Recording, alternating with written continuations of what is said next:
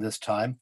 The Kilmichael Ambush of 28 November 1920 occurred 2 years after Sinn Féin's November 1918 general election victory, taking 73 of 105 Irish seats, with approximately 70% support, and refusal to sit in the British House of Commons.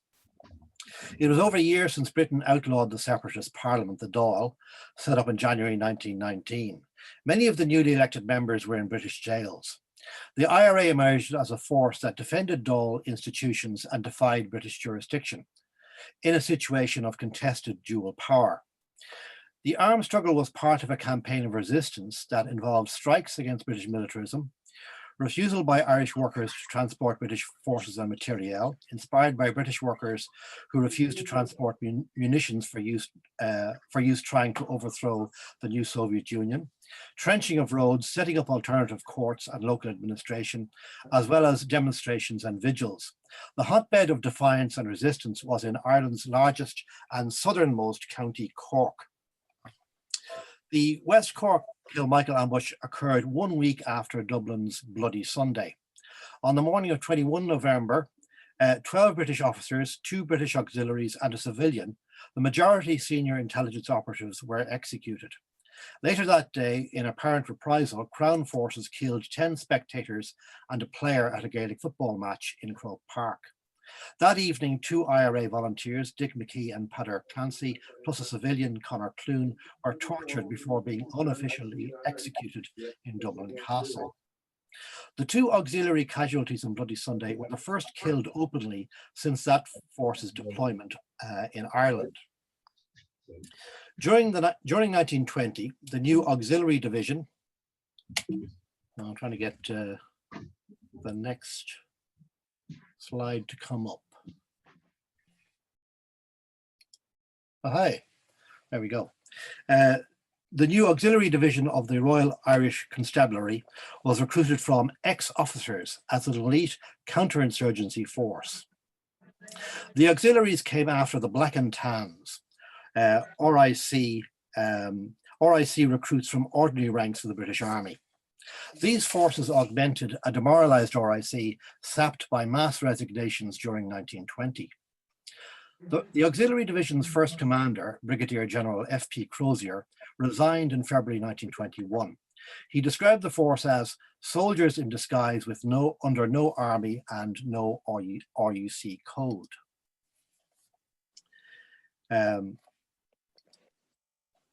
A British Labour Party commission reported in January 1921, "Things are being done in the name of Britain which must make her name stink in the nostrils of the whole world." In the mid-1930s, Frank Pakenham's Peace by Ordeal listed reprisal killings, torture and systematic destruction of homes and businesses, villages and towns, plus Cork's city centre, combined with generalised criminality attributed to these forces.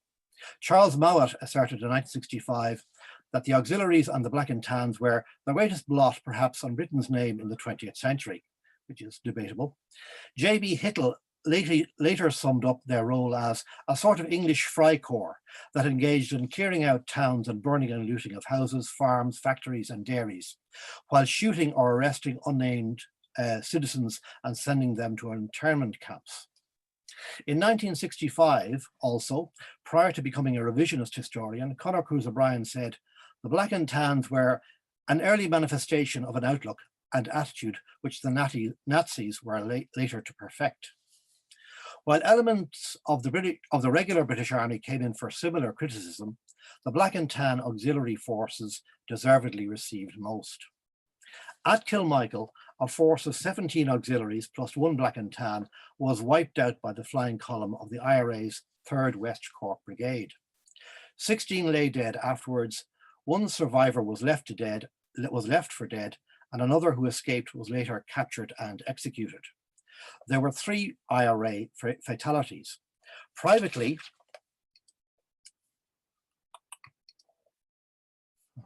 there's a map of the attacks by the auxiliaries over Ireland. That was in October 1920. Privately, British Prime Minister Lloyd George noted, "The Chief Secretary went to Ireland last night. The killing of cadets near, they were referred to as auxiliary cadets, near Cork seemed to him, Bonar-Law and myself, to partake of a different character from the preceding operations. The others were assassinations. This last was a military operation. Now, publicly, it was a different story. Irish Secretary Sir Hamar Greenwood told the British House of Commons that 100 IRA fighters disguised as British soldiers surrounded and killed the auxiliaries before savagely mutilating their bodies with axes. In his 1923 Revolution in Ireland, Trinity College Dublin historian W. Alison Phillips promoted a British massacre narrative with, in County Cork, 17 auxiliary cadets were lured into an ambush of 100 Sinn Féiners disguised as British soldiers, and 16 of them were killed, no quarter being given, and the dead savagely mutilated with axes. Okay, so this propaganda was amplified in newspapers, though journalists were denied access to the ambush site.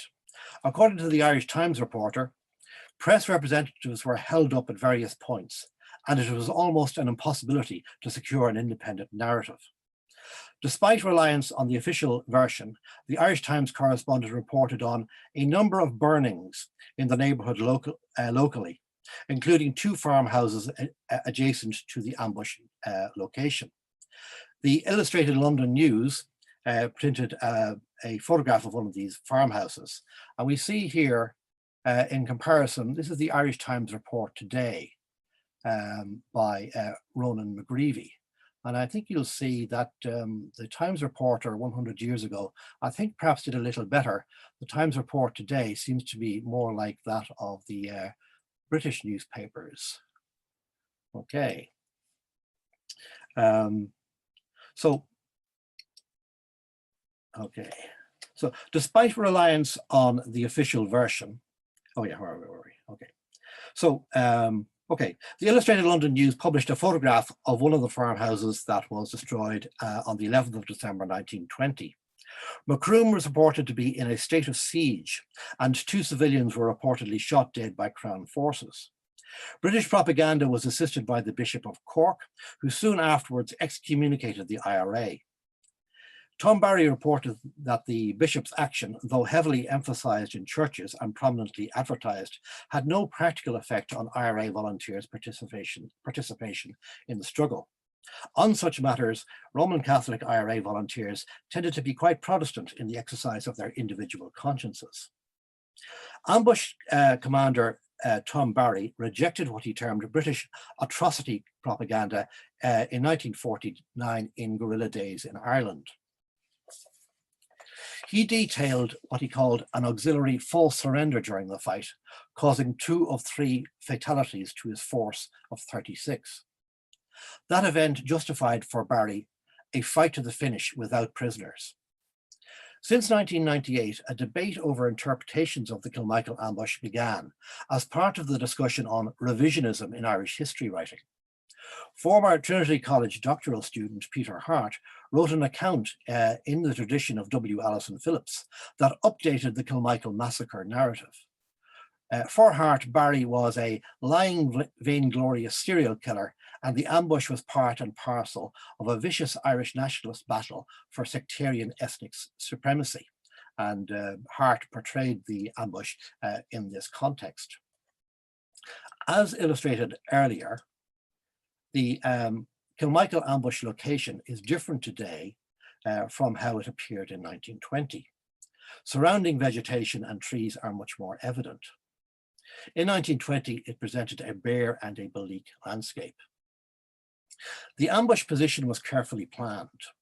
Barry's force was deployed between bends on the Macroom-Dunmanway Road to attack 2 open-deck Crosley tender lorries with 9 auxiliaries in each one.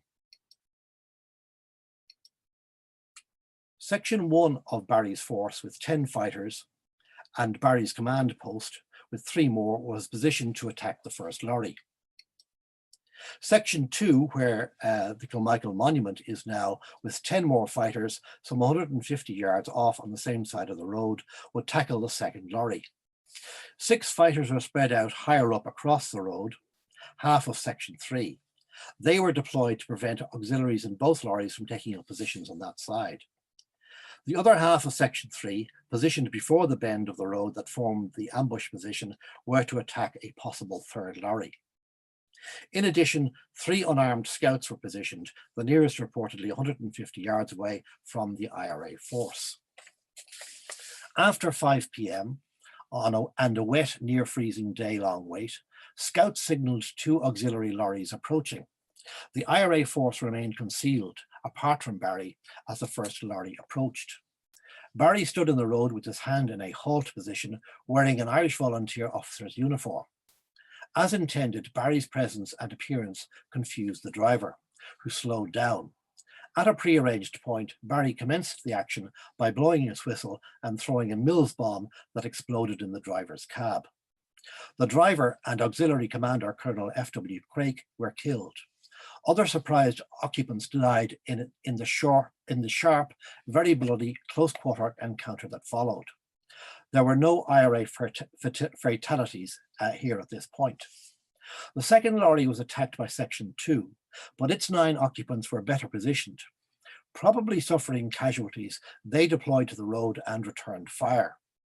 The driver began reversing, but broke the second lorry's suspension in the roadside ditch. The first IRA casualty, Section 2 Commander Michael McCarthy, reportedly was killed at this stage. With the first lorry force dealt with, Barry and his 3 command post fighters moved to surprise these remaining auxiliaries in the second lorry, from the second lorry. On approach, Barry reported that he heard them shouting, we surrender," and observed rifles being discarded. The auxiliaries reportedly then fired their revolvers at 3 IRA fighters who exposed their positions to accept their surrender, killing Jim O'Sullivan and mortally wounding Pat Deasy. Consequently, according to Barry's account, he ordered rapid fire and do not stop until I tell you. He refused further surrenders and ordered a fight to the finish without prisoners, resulting in the execution of at least 1 unarmed auxiliary. Barry said later that soldiers who had cheated in war deserved to die. Though all the auxiliaries were assumed dead, one, F.H. Ford, survived though severely wounded. Another, Cecil Guthrie, escaped but was captured later and executed. Barry drilled his traumatized volunteers after what he called the bloodiest fight in Ireland. The IRA set the lorries on fire and, before departing, collected arms and intelligence material before the bodies, plus the bodies of their 2 dead and 1 mortally wounded comrades. In his historical reconstruction of the ambush over 70 years later, in his 1992 PhD thesis and 1998 book, Peter Hart charged that Tom Barry's history of Kilmichael is riddled with lies and evasions. There was no false surrender as he described it. The surviving auxiliaries were simply exterminated. Hart pitched his, widely praised by some historians, history of a massacre, resembling the official British version, against Barry's recollection of a military engagement, which was in line with the British Cabinet's private assessment. Hart claimed that elderly IRA veteran testimony supported his conclusions. His unusual decision to anonymize it complicated the task of unraveling his narrative. Peculiarly, Hart reported that an unqualified large number of those he interviewed requested anonymity, but for an unknown reason, he obscured all their identities, including therefore those who didn't ask for anonymity. The decision lacked any apparent precedent. Neither Hart's TCD examiners nor his Oxford University press reviewers seemed to object, and Hart himself declined to explain. He claimed that 2 elderly interviewees in 1988-1989 were Kilmichael Ambush veterans. He reported access to 3 more late 1960s anonymous ambush recordings in the possession of a Father John Chisholm. Chisholm had taped veterans while assisting IRA veteran Liam Deasy to write his 1973 War of Independence memoir called Towards Ireland Free. Chisholm took liberties with veteran accounts. The account of Kilmichael in that book, ascribed to ambush participant Paddy O'Brien, is not by O'Brien. Despite his denial, Father Chisholm probably wrote it. Tom Barry criticised the book for failure to mention Bishop Cohalan's post-Kilmichael excommunication decree. Chisholm was probably responsible for that omission too. Barry rejected as both mistaken and implausible the book's assertion that on New Year's Eve 1920, he and DC assisted at Mass and received our Lord in Holy Communion, as he was then firmly excommunicated. Chisholm complained later that his contribution to the book was not properly acknowledged. I, for one, am happy to do so here. Hart implied that anonymity was required to obtain information that otherwise might have remained hidden. It created an impression of a secret, hidden history and reinforced an impression that the War of Independence was a sectarian ethnic contest between Roman Catholics and Protestants, with the Republican conflict in the South being a reverse of Unionist-dominated Northern Ireland. But Hart himself was the historian obscuring information with his anonymous interviews. In his 1992 thesis, on which his book was based, Hart identified his interviewees by their actual initials, sometimes reversed.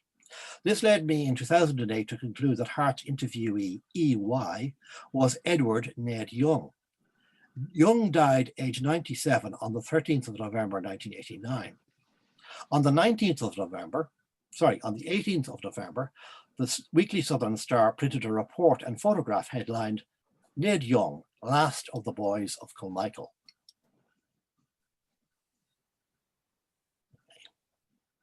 Throughout the 1980s, this widely read newspaper referred progressively to Ned Young as, respectively, one of the last three, then one of the last two, and from 1987 as the very last and only Kilmichael survivor. The second to last surviving veteran, Jack O'Sullivan, died in December 1986. Ned Young appeared in a large front-page photograph in the Daily Cork Examiner on the 30th of November 1987 under the headline, "The Last Boy of Kilmichael." No one contradicted these widely publicised reports. Hart's second ambush interviewee, who he called HJ, and who was renamed AF in Hart's book, was reportedly interviewed on the 19th of November 1989. That was 6 days after the last boy, Young, died, 1 day after his death was reported in the Weekly Southern Star. The death was reported prominently in the Cork Examiner and in other national newspapers also. Hart's other three claimed interviewees, taped by Father Chisholm, were not individually identified. Various problems have arisen concerning these informants. The 19th November 1989 interviewee was presented in Hart's 1992 thesis as one of the ambush party. In the 1998 book, renamed AF, he became an unarmed scout rather than a rifleman, and therefore was further away from the ambush site. Yet in both the thesis and the book, this person was reported as shooting British auxiliaries. Additionally, the thesis reported Hart being fortunate to be given a tour of the ambush site by this HJ. This observation was withdrawn from the book. A thesis reference to the IRA's time of arrival at the ambush site is ascribed to HJ in the thesis. This is altered in the book by citing someone who was not there. Finally, Hart's thesis narrative and a sketch of the ambush position indicating the deployment of IRA personnel ignored scouts entirely, an odd omission if Hart had interviewed one. There were further significant differences. But why was this claimed interviewee reported differently in the two publications? Hart probably became aware of a problem in 1995. That year, the Ballyneen-Enniskeane Heritage Group published a booklet on ambush participants called "The Wild Heather Glen, the Kilmichael Story in Grief and in Glory." Hart acknowledged that it contained a profile of every man at the ambush, with many valuable biographical details. The details included when participants were born and died. The second last, Jack O'Sullivan, in 1986. The last, Ned Young, in 1989. In other words, Hart's observation about this publication contradicted his simultaneous claim to have interviewed an ambush veteran on 19 November 1989, 6 days after Ned Young died. That is possibly why this person was transformed in Hart's book into an unarmed scout. If so, that change did not resolve Hart's problem. The Wild Heather Glen book included Kilmichael scouts in its list of 37 armed fighters, including Tom Barry, 3 scouts, 2 dispatch scouts, and 4 post-ambush helpers, 46 in all. All 5 scouts were later identified individually by Tom Barry biographer Meada Ryan. The last 2 died in 1967 and 1971. In other words, Hart made claims with regard to anonymous witnesses he could not have made had he named them. In 2017 and more recently, Dr. Eve Morrison claimed to have discovered the mysterious 19th November 1989 interview, but she simultaneously recorded him as guarding a bridge 15 kilometers away during the ambush. Unless he had the gift of bilocation, I for one am not yet convinced. That brings us to an essay collection, Terror in Ireland, 1916 to 1923, edited by Professor David Fitzpatrick, which was published in Hart's memory in 2012. It contained an essay by Dr. Morrison, Kilmichael Revisited, which was generally in support of Hart's approach. She obtained privileged access to the recordings held by Dr. Chisholm, Father Chisholm, and to an unpublished paper by Hart, responding to critics. Whereas I viewed Hart's mistakes as systemic, Morrison suggested that they arose from muddled notation. Professor Fitzpatrick conceded in 2012 that Hart was occasionally careless in citing primary sources. In her essay, Morrison reported that the late 1960s Chisholm tapes recorded 2 Kilmichael veterans speaking on the ambush, not 3 as Hart stated. Morrison revealed also that the second audio-taped Chisholm interviewee alongside Jack O'Sullivan was the same Ned Young, who we have encountered earlier. Young was also, as noted, reportedly the sole Kilmichael ambush participant theoretically available for Hart to interview in 1989. Hart consequently presented Ned Young as 2 different people, as Chisholm's late 1960s interviewee, as well as Hart's 1988 interviewee. Anonymity made double counting Ned Young possible. A 2004 unpublished Hart response to critics, which Morrison saw, named sources of ambush information apart from one, the scout. This scout remained anonymous even to his anonymizer. Hart's previously noted failure to distinguish individually audio-taped interviewees on the Chisholm tapes may therefore make a kind of yet unethical sense. Distinguishing them, even anonymously, as with his own claimed interviewees, would have necessitated reporting Ned Young not as 2 different anonymous individuals, but as one person. Young, and this is important, on the Chisholm audio tape affirmed a false surrender, at least twice. Hart's report of the tape's contents ignored both of Young's utterances, although the question of whether there was a false surrender is absolutely central to Hart's characterization of Tom Barry as a liar. There is more to be said about Hart's claimed encounter with Ned Young. His son, Ned Young's son, John Young, stated in a sworn affidavit late in 2007 that Hart would have found it impossible to interview the sole surviving ambush veteran during 1988, using the normal meaning of the word interview. Reportedly, Ned Young suffered a debilitating stroke in late 1986 and virtually lost the power of speech. He was in the care of John Young, who controlled access to his father. John Young stated and continued to state that his then 96-year-old father was not capable of being interviewed by Hart. Hart also had Young's 1956 witness statement when Young was 64, but without citing it at all on the Kilmichael ambush. The availability to Hart of the first 2 Young testimonies raises the question of what usefully could have been added by interviewing Young again in 1988, 4 years short of his 100th birthday. In yet another muddle, Hart reported Young as 87 years old in 1988, not 96. By far the most significant anomaly is Hart's reporting of Ned Young's testimony on the Chisholm tapes about his role in and memories of the Kilmichael ambush. Young was in ambush section 3, which Barry had deployed high up and spread out across the road from sections 1 and 2. Young reported that he was pursuing an escaping auxiliary at Kilmichael at a time when the false surrender event was said to have happened. He did not witness personally that aspect of the action, a fact Hart did not report. Nevertheless, Young stated on the Chisholm tapes that after the fighting stopped, they, that is other IRA volunteers, told me afterwards that the TAN said we surrender and then started to fire again. While Hart and Eve Morrison's 2012 essay did not cite Young's interview statement on this vital point, Morrison did paraphrase Ned Young reporting separately. He had seen John Lorden bayonet an auxiliary and that after the ambush, members of the column had informed him that this auxiliary had surrendered falsely.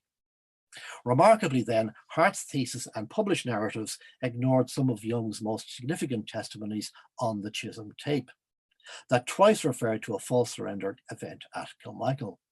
This is a stunning example of an extraordinary flaw in Hart's methodology. He simply ignored information that contradicted his point of view. In fact, Hart and his defenders cannot cite a single sentence from a Kilmichael veteran refuting the false surrender narrative. The second last to die, Jack O'Sullivan, did refute that Michael McCarthy was a victim of it, but that is not a dispute with Tom Barry, who also said that McCarthy was killed before the false surrender episode. Also, far from Barry originating the false surrender narrative in 1949, Lloyd George's Imperial Advisor did so in 1921. In an article entitled simply Ireland for the journal Round Table, Curtis wrote, "It is reported by Sinn Féin that a white flag was put up by the auxiliary police when the attacking party approached to accept the surrender. Fire was opened upon them. In 1926, Piers Beasley published an account in his Michael Collins biography. Hart appeared unaware of these two publications. He mistakenly claimed that former auxiliary commander F.P. Crozier's Ireland Forever in 1932 contained the first published account of a false surrender.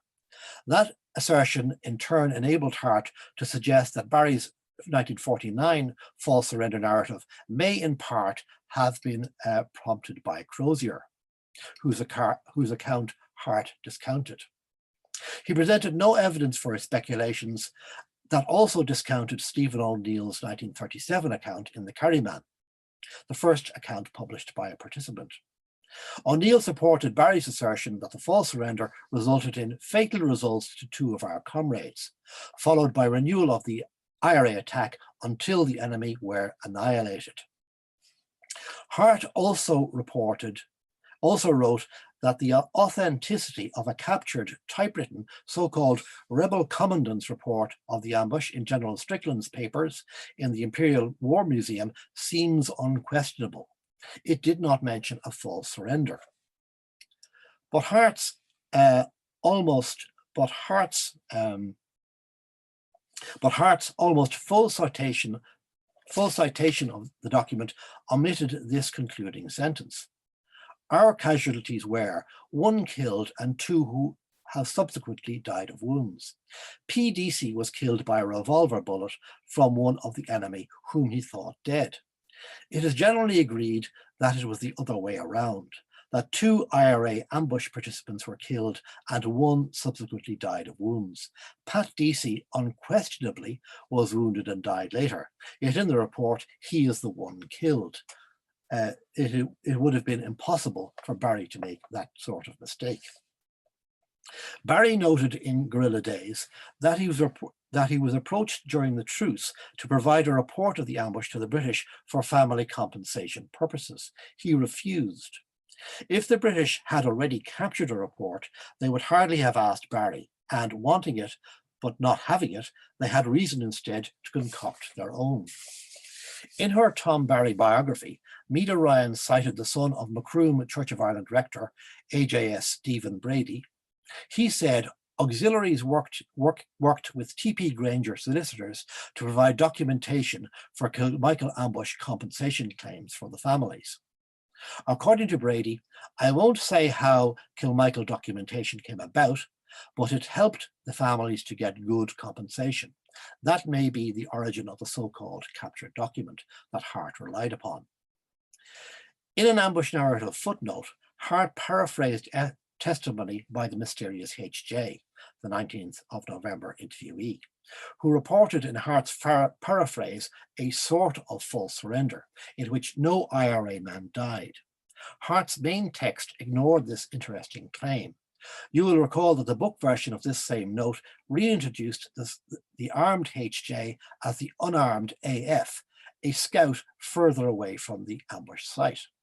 It may in this context be possible to identify Hart's mysterious scout. That is because Hart cited by name in his book the War of Independence witness statement of another Kilmichael veteran, Jack Hennessy. As with Ned Young's statement, Hennessy's was not divulged or cited in Hart's Kilmichael Ambush chapter. Hennessy, who died in 1970, was involved in the thick of the fighting in Section 2 at Kilmichael. Nevertheless, he appears to be a best fit for Hart's unarmed scout, AF. This is not least because Jack Hennessy's initials reversed are HJ. The seemingly armed 19th November 1989 thesis interviewee, who in the book became AF, an unarmed scout. Hennessy's uncited by Hart, Kilmichael Ambush narrative in his statement noted the death in Section 2 of Section 2 leader Michael McCarthy. After Hennessy suffered a head wound, he took up McCarthy's rifle because his own was jammed with blood. Significantly, Hennessy reported shouting, "Hands up," to an auxiliary who had thrown down his rifle, followed by the same auxiliary drawing his revolver. Hennessy reportedly then shot him dead. Hart's previously mentioned sort of false surrender, in which no IRA man died, was attributed to H.J. Is Jack Hennessy's witness statement testimony therefore also H.J.'s sort of false surrender? This may shed further light on Hart's claimed alleged interview with an armed volunteer who became, between thesis and book, an unarmed scout. Hart misreported Tom Barry's account of how the ambush unfolded. Barry consistently reported 2 false surrender IRA fatalities, Jim O'Sullivan and Pat Deasy, of 3 in total, including Michael McCarthy. Hart and Morrison, following Hart, misreported Barry as having stated that all 3 of his men died because of the false surrender. The misreporting is easily demonstrated. A long citation by Hart in his book and thesis narrative included Barry stating that the false narrative killed 2 of his IRA fighters. Hart then mistakenly reported that Barry claimed that had caused the death of 3 IRA men. Hart's assault on Barry's account is partly based on this clear misreading. Hart appears to have misquoted. He said, "Unmute and I'll leave you live." A combination of evidence and individuals to create jumbled up utterances molded together to suggest that the IRA at Kilmichael could not claim a justifiable basis for killing all of their auxiliary adversaries. These mistakes and the misreported taped interviews were used, it appears, to create an aura of suspicion surrounding the veracity of Barry's account that also allowed Hart to ignore Barry's significant views on the subject of executing spies and informers. On the other hand, Hart consistently understated the reputation of the auxiliaries for brutality. For example, he cited reminiscences by IRA veterans Charlie Brown and Níall Meehan, which Hart claimed demonstrated the auxiliaries' decency and restraint. In fact, on the pages that Hart cited, O'Sullivan had written of John Bull's terrorists and that riffraff. Likewise, Brown's memoir, whose chapter 7 devoted 4 pages to the auxiliaries' arrival, mentioned their almost total lack of discipline and asserted that each auxiliary seemed a law unto himself. The only possible justification for Hart's characterization is Brown's report of what happened after the Kilmichael ambush, when 3 auxiliaries expelled his parents from their home and set it on fire. He wrote, "Major Mitchell and auxiliary OC Colonel Buxton Smith sent a party of men to extinguish the blaze. Hart also cited Liam Deasy on the soldierly humanity of Colonel Craik, the British commander at Kilmichael. However, Deasy's remark was made in odd appreciation of Craik's ineptitude. He arrested and freed Deasy twice within 4 days, soon before the Kilmichael ambush, despite Deasy providing different false names each time. Deasy's next sentence noted the mercenary depravity of the majority of the auxiliaries, a statement Hart ignored. In general, Hart seemed to go out of his way to subdue popular perceptions of the unpopular force. Irish Times reporter Lionel Fleming, son of the Church of Ireland rector of Timoleague in West Cork, observed in his memoir, "I have never met anyone with experience of the Black and Tans who has defended them, or who has been able to justify the extraordinary policy of using a crown force for the sole purpose of indiscriminate terrorism." Although Hart cited Fleming's memoir for other purposes, he never quoted or referred to this passage. To conclude, the issue is not the existence or precise delineation of a false surrender at Kilmichael, although no verifiable evidence has emerged that directly contradicts it. Nor is it about the wisdom of attempting to recreate in minute detail what exactly happened in the twilight of 28 November 1920. Rather, what is important, at least from a history writing perspective, is an apparent attempt to obscure, misrepresent, or simply ignore participant testimony that qualified or contradicted Hart's favoured interpretations of events. The evidence suggests that the false surrender narrative was a collective one.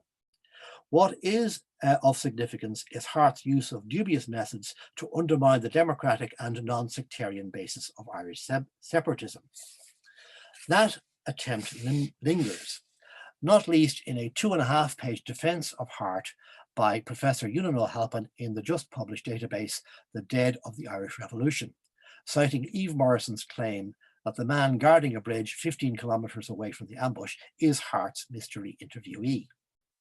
On a more positive note, I am happy to recommend Morrison's article on Kilmichael in today's Irish Independent, which abandons a fixation with defending Hart she demonstrated in a recent talk at the West Cork History Festival last August, which you can get on YouTube.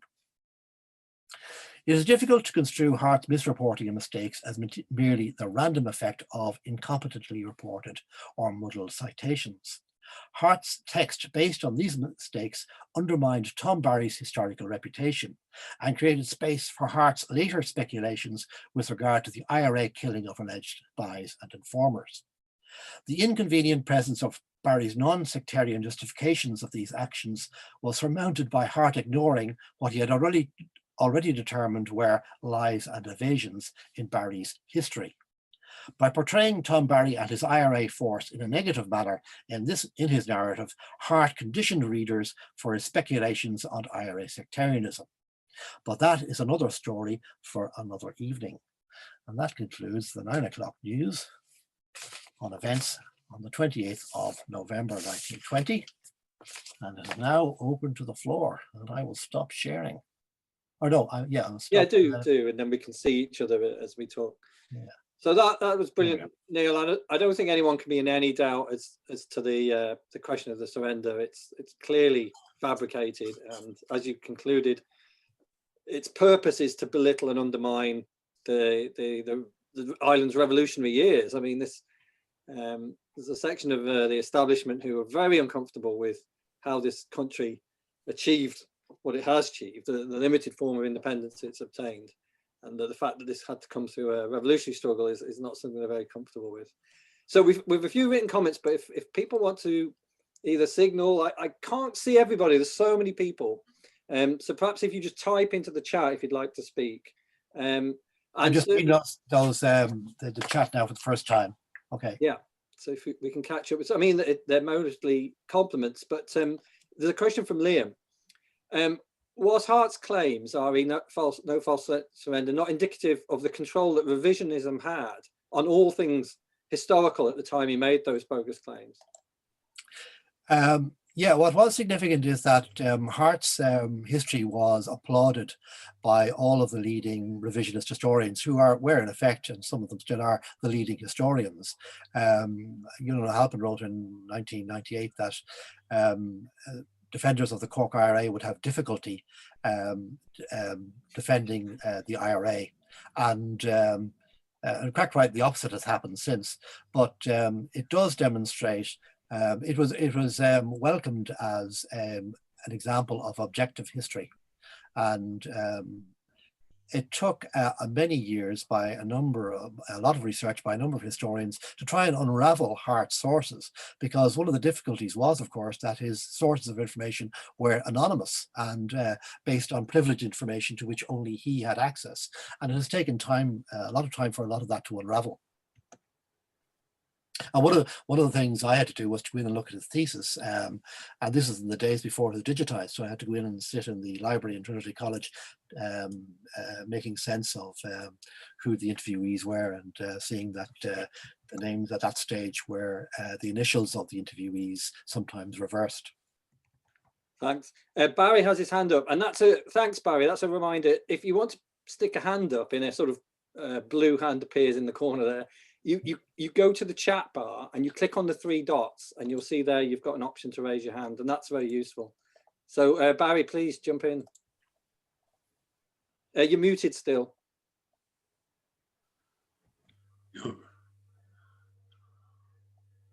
Okay, good evening. Niall, well done again. Could I note something that appeared in the military archives this morning, which is a 1924 report in Michael McCarthy's application, which clearly mentions the false surrender as the reason for his being killed. So even as even in 1924, it was appearing obviously in in private documents, but it was circulating in those days. It is extraordinary that even 100 years later we are still arguing a case, which the whole concept of an ambush like that was to wipe out the enemy. And Barry never ever suggested at the end of the ambush that he didn't annihilate the enemy. So it always seemed to me it seemed to be a bit of a red herring in the story. And as Niall says, it always seemed to me to be designed so as he could go on then and suggest a sectarian motive in the Dunmanway killings later on, which, as we know at this stage, having trawled through it over the past 10 years, inaccurate. Yeah, I just have to say that Barry Keane is to be commended for his great unravelling of the sectarian geography of West Cork, and his demonstration that the IRA did not drive out Protestants. And it's important to point out that the Kilmichael chapter in Hart's book preceded the argument about sectarianism, and it set it up. And Hart himself said that the Kilmichael ambush and the so-called attacks on Protestants were part and parcel of the same series of events. And Hart's depiction of the IRA was of a force that was full of prejudice. It was the idea was that ordinary working class people and small farmers weren't capable of being non-sectarian. The leaders might have been, but the plebs were prejudiced people who did more or less as they wished. And unraveling the real history demonstrates that non-sectarian attitudes were a feature of the run-of-the-mill IRA volunteers, and they acted in a rational manner in relation to the situation that confronted them from 1918 to 1921-22. I'll ask Dermot to come in, Dermot Brannock, and then after Dermot, Jack. I see your hand.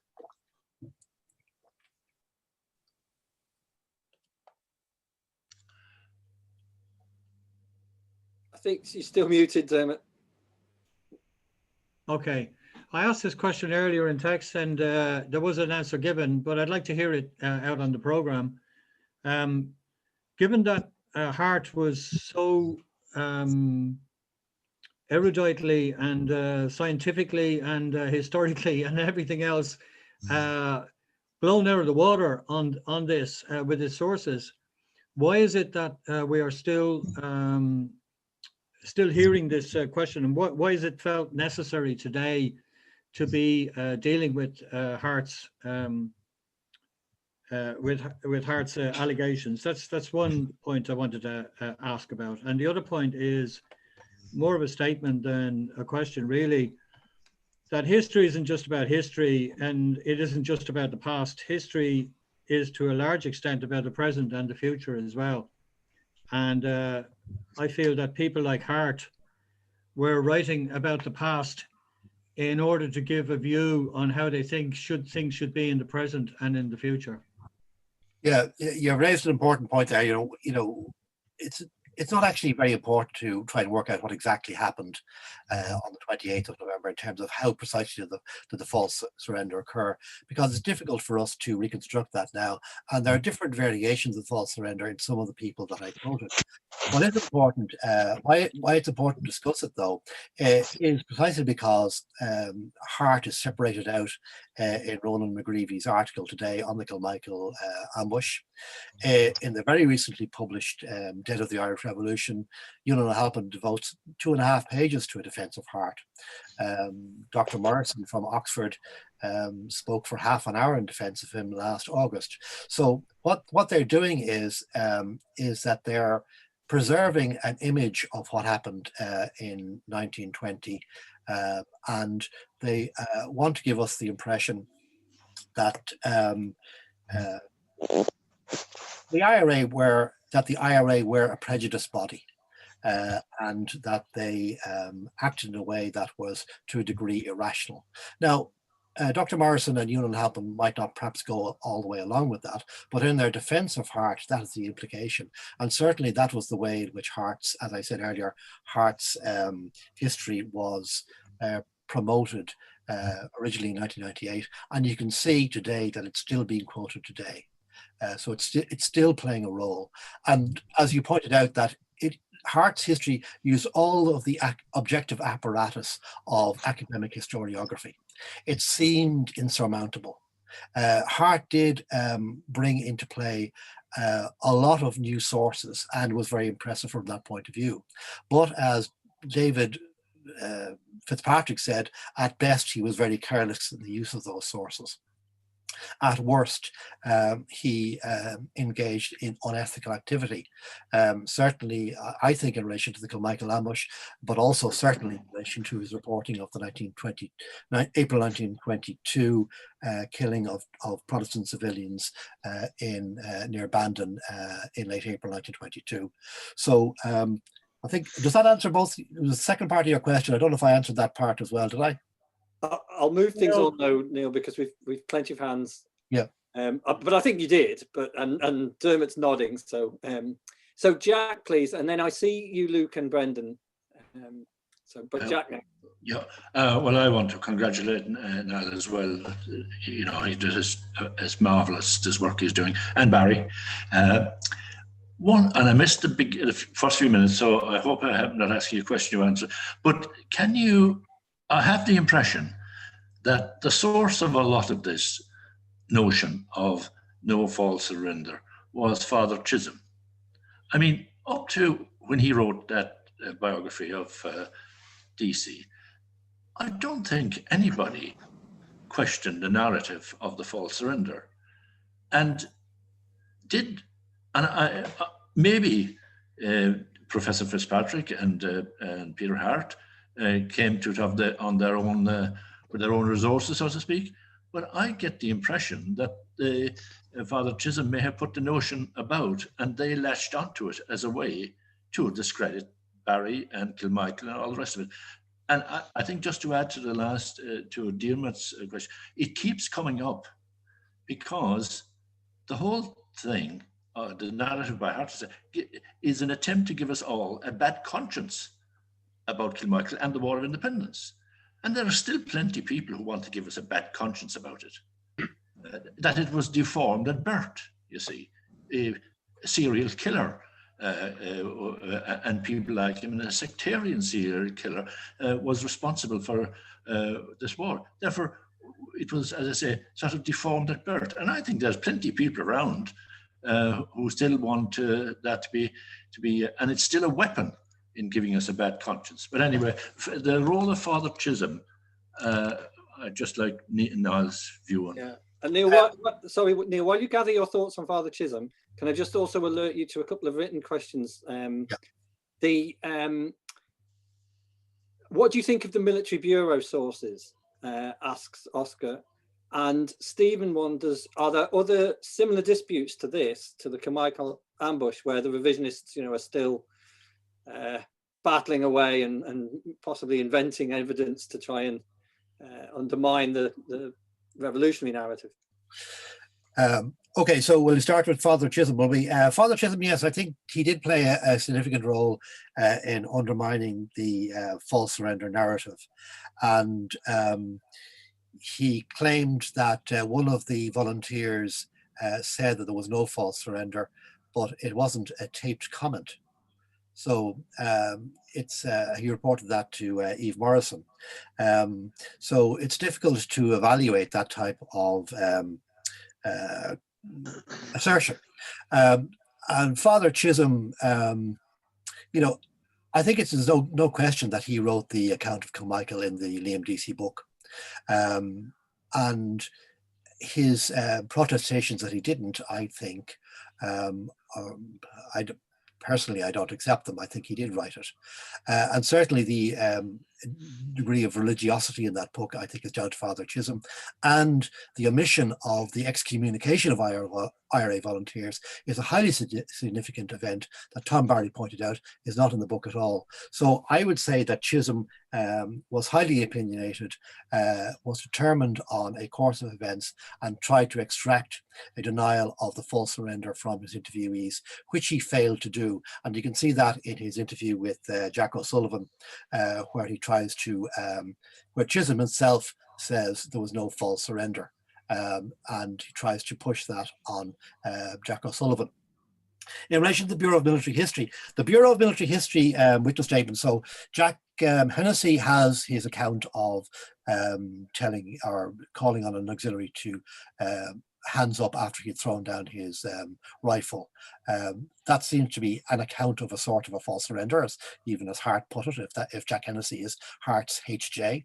The other accounts are very brief, and they don't talk about the controversial elements of the ambush at all. So they don't talk about shooting people who may have been unarmed, which I think is likely to have happened, because it's in accordance with Barry's statement that after the false surrender, he accepted no more surrenders and it was a fight to the finish. So all of those who were participating in the auxiliary force were to be fought against until they were all dead. So nobody comments on that either. Barry also said it was probably the bloodiest fight in Ireland, and he said his troops were traumatized afterwards. I don't think it's surprising that, people sometimes make point that people didn't talk about it afterwards, but I think in most wars, most soldiers don't talk about it. So that's not surprising. But where we have references to the false surrender, they usually are affirmative references. Even Jack O'Sullivan, who is the second last to die, he says to Father Chisholm in his interview that the bogus surrender covers his story also, but he refutes the idea that Michael McCarthy died during it. And Chisholm seems to think that this is something against Tom Barry, which is not, because Barry said himself that McCarthy died before it. Yeah, so does that answer those two questions, or? Yeah, it does. And, there's another one about other flashpoints, but we'll just because I've got three more hands up. I'm conscious we're coming up to the hour point, and whilst we've still got a terrific attendance, I think we'll try and keep it till past, if that, because Zoom meetings can be very tiring. So, Luke, you have your hand up for a while now.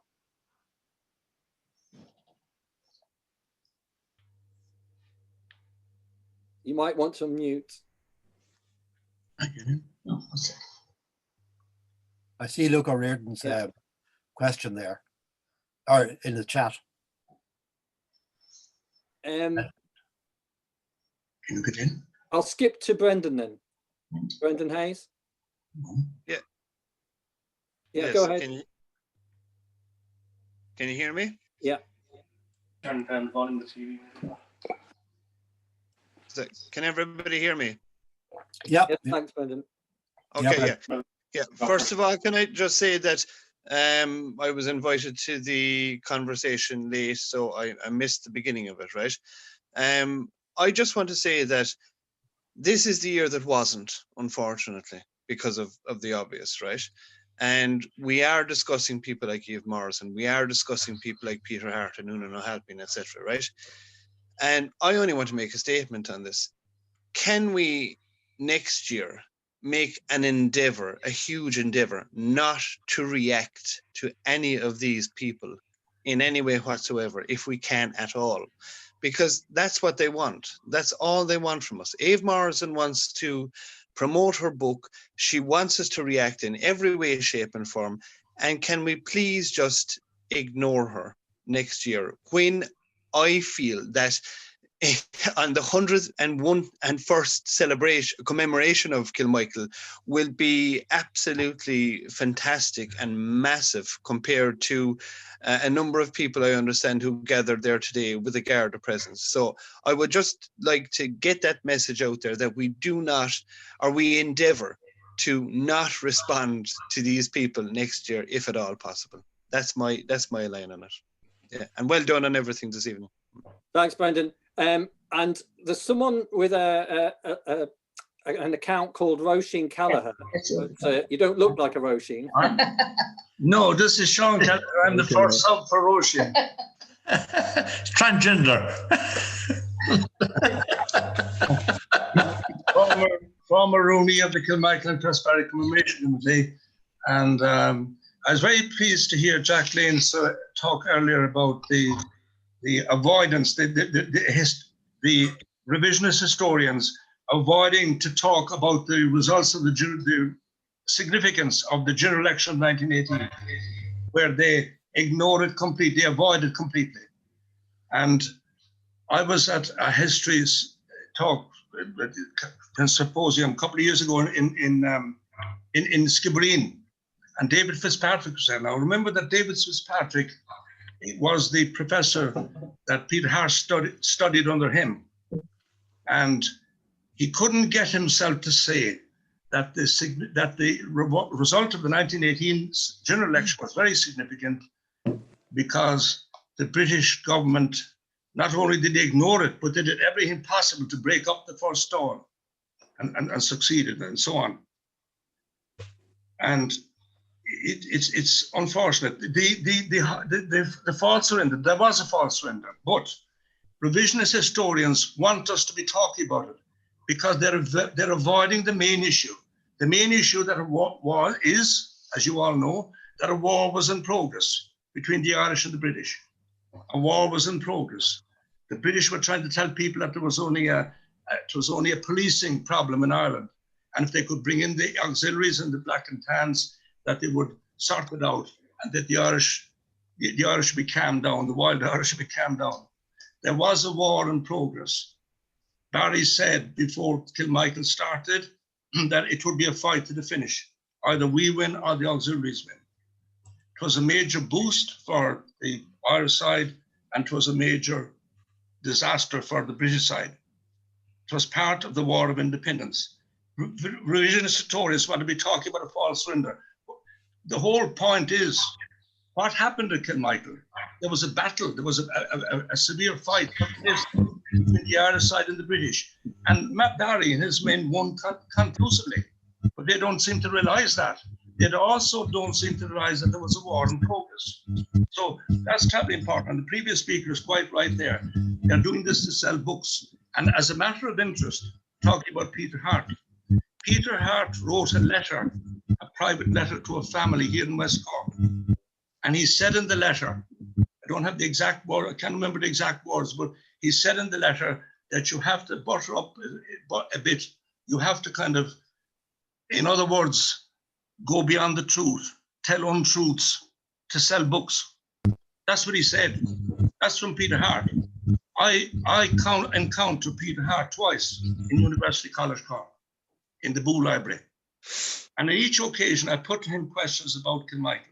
And his answers were a lot of gobbledygook. on the last occasion, on the second occasion that he was in University College Cork, it was a lecture he was giving to UCC students. But when he arrived, there were more than UCC students there. Well, I'm a former UCC student.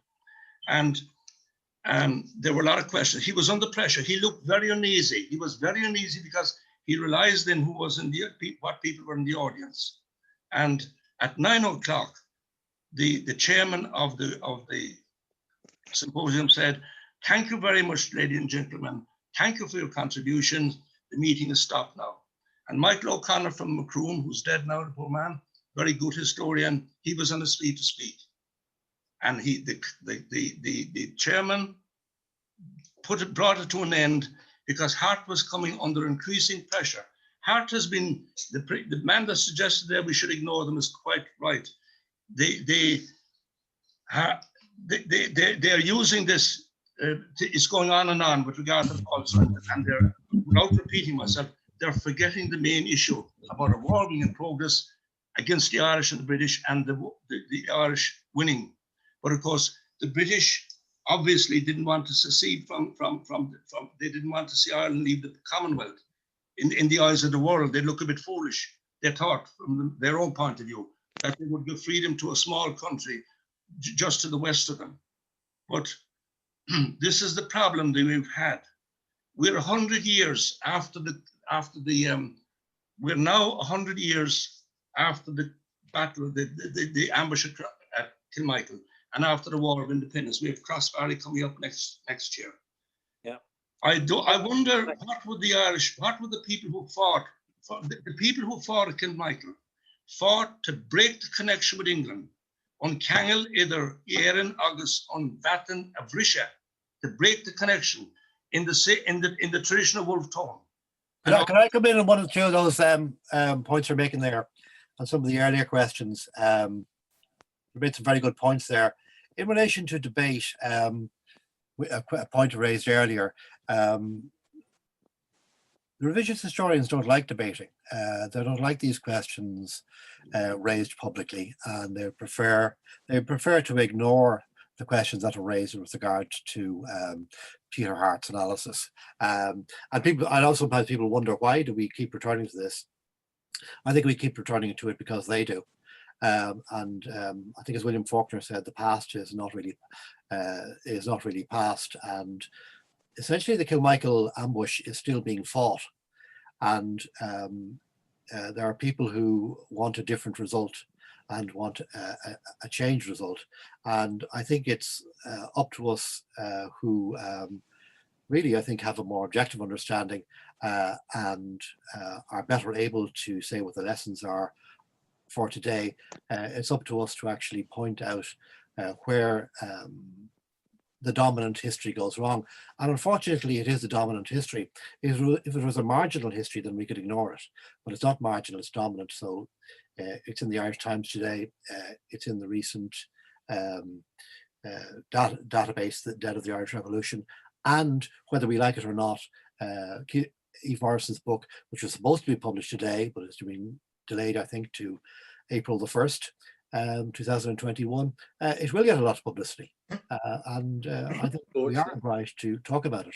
Isn't it also right to say... Can I come in here? Sorry. Hello? Yeah, I'm going to have to... Hello? No, I'm going to have to call on the people who've been waiting very patiently for a long time.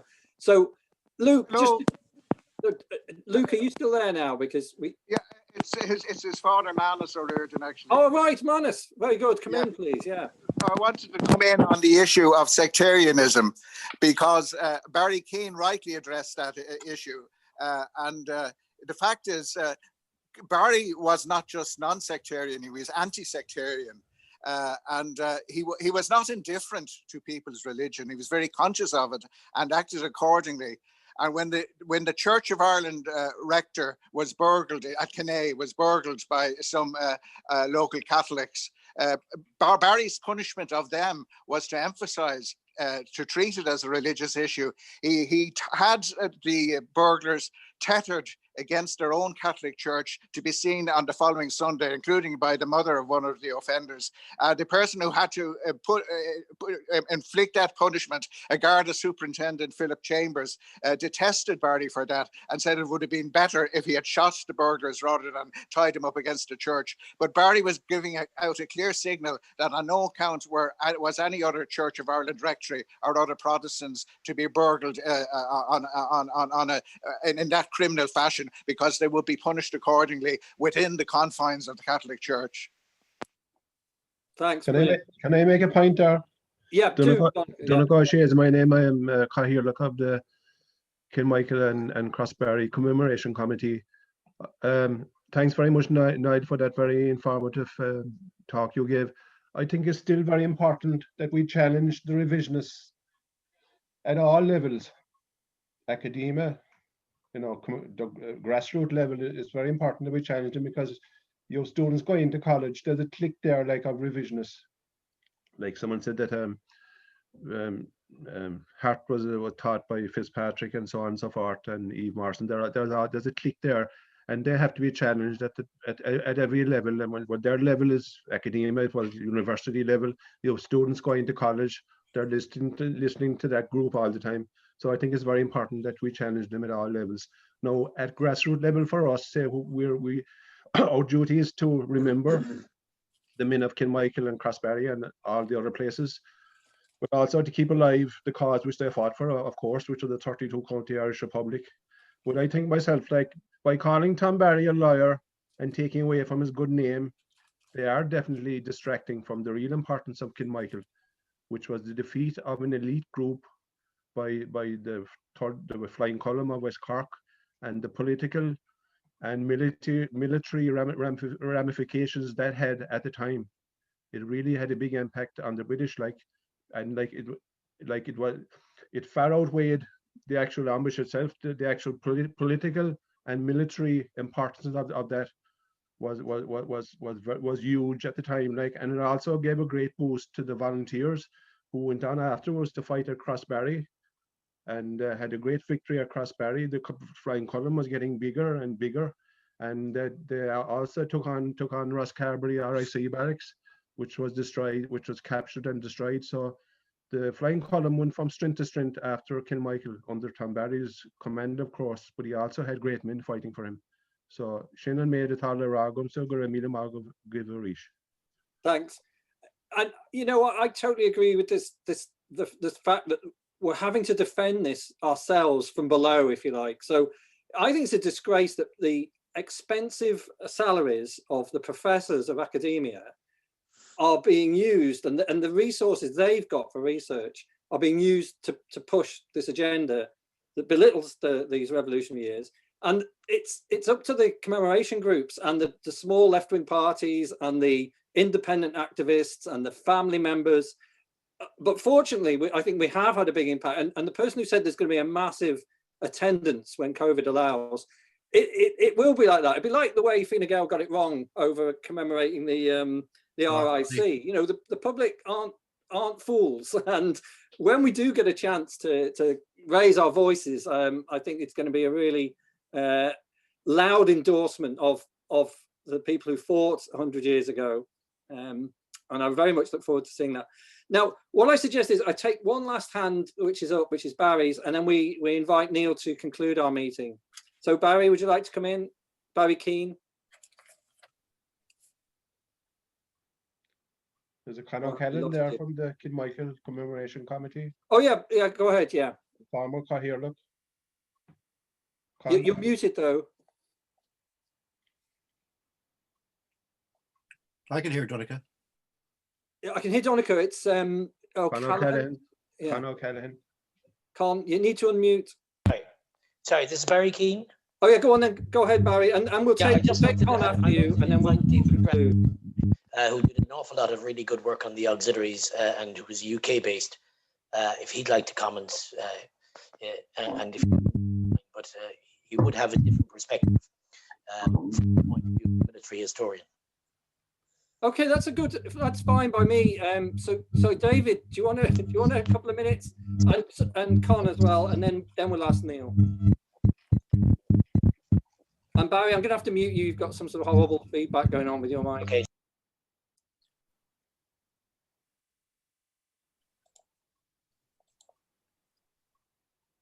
So I'm hoping David Grant is still with us.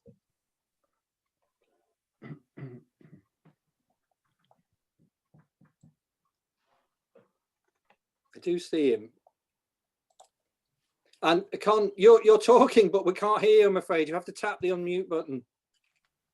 I'm there you go. I'm better now. Yeah.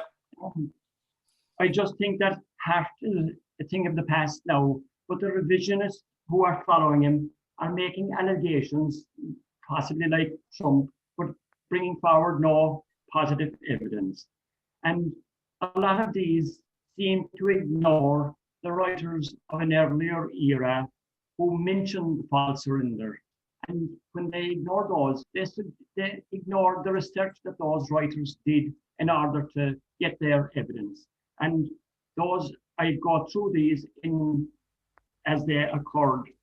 Piers Beasley in 1926, Crozier in 1932, Ernie O'Malley in 1936 on Another Man's Wounds, John McCann in War by the Irish in 1946, Stephen O'Neill in Rebel Cock's Fighting Story in 47, Tom Barry himself in 48, Ewan Butler in 71 in Barry's Flying Column, Robert Key in 72 in The Green Flag, the Kilmichael Crossbarry Committee and Ballineen and Niskeen Heritage Group in 1995, Jack Lane and Brendan Clifford, the Kilmichael False Surrender in 1999, and Media Ryan in 2003. All these say there was a false surrender. And that evidence seems to be ignored by the modern revisionists. And also, I would like to make the point that at Turin, Tom Barry released those who were injured and the prisoners he had taken, and he even treated those that were injured. And he treated these humanely. Also, at Rosscarbery Barracks, he left the RIC who were beaten out of their barracks. He let them escape to safety through the back door. If he was this murderer that Peter Hart and those suggest, why did he act so differently at Kilmichael to the way he acted at Turin and at Rosscarbery?